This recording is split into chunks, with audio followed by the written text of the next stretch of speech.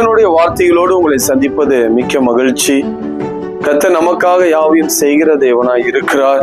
பரலோக ராஜ்யத்தை விட்டு அவர் நமக்காக இறங்கி வந்த தேவனாய் இருக்கிறார். எதற்காக அவர் இறங்கி வந்தார் என்று சொன்னால், நம்முடைய ஆசீர்வாதத்துக்காக, நம்முடைய பாவங்கள் சாபங்கள் எல்லாம் மாறுவதற்காக அவர் பரலோக ராஜ்யத்தை விட்டு பூமிக்கு இறங்கின தெய்வமாய் இருக்கிறார். அவர் இரக்கமுள்ள தேவாதி தேவனாய் இருக்கிறார். எப்பேற்பட்ட மனிதர்கள் அவரை நோக்கி கூப்பிட்டாலும் அவர்களுக்கு உதவி செய்ய அவர் வல்லமையுள்ள தேவாதி தேவனாய் இருக்கிறார். அது மாத்திரமல்ல, நம்மளை பிரகாசிக்க பண்ணுகிற தேவனாய் இருக்கிறார். வெட்கப்பட்ட முகங்களை பிரகாசிக்க பண்ணுகிற தேவாதி தேவனாய் இருக்கிறார். சங்கீத பகுதியில் இந்த வார்த்தைகளை குறித்து நாம் வாசிக்கும் பொழுது, சங்கீதம் 67 2ஆம் வசனத்தை வாசிக்கும் போது, தேவரீர் எங்களுக்கு இறங்கி எங்களை ஆசீர்வதித்து உம்முடைய முகத்தை எங்கள் மேல் பிரகாசிக்க பண்ணும். இது ஒரு ஜபமாய் இருக்கிறது.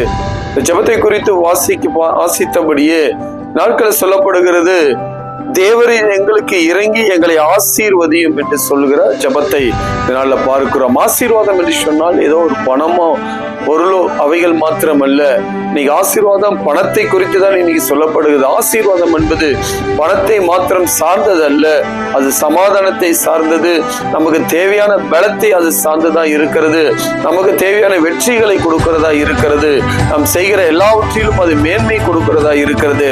அது மாத்திரமல்ல, ஆசீர்வாதம் என்பது நாம் இருக்கிற இடங்களையும் அவர் ஆசீர்வதிப்பதுதான் ஆசீர்வாதமாய் இருக்கிறது. ஆசீர்வாதம் என்று சொன்னால் ஏதோ நம்ம மாத்திரம் ஆசீர்வதிக்கப்படுவது ஆசீர்வாதம் இல்ல, நம்மளை கொண்டு கர்த்தர் தேசங்களை ஆசீர்வதிப்பது ஆசீர்வாதமாய் இருக்கிறது.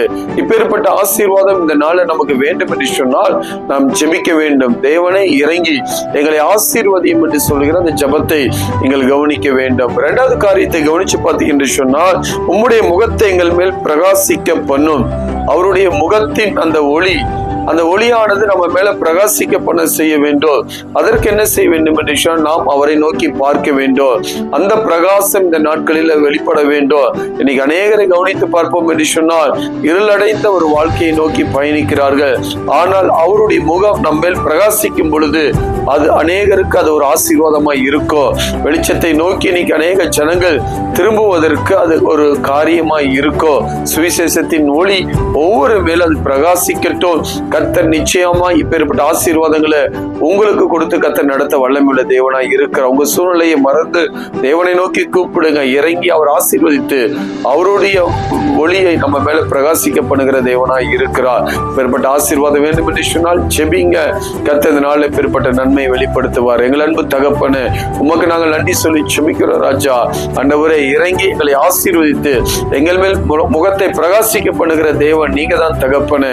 நாளை ஜெபிக்கிற ஒவ்வொருடைய வாழ்க்கையிலும் இப்பேற்பட்ட ஆசீர்வாதத்தை பார்க்க உதவி செய்யுங்க. உங்க நாமத்தை மையப்படுத்துங்க. இயேசுவின் நாமத்தில் பிதாவே, ஆமென்.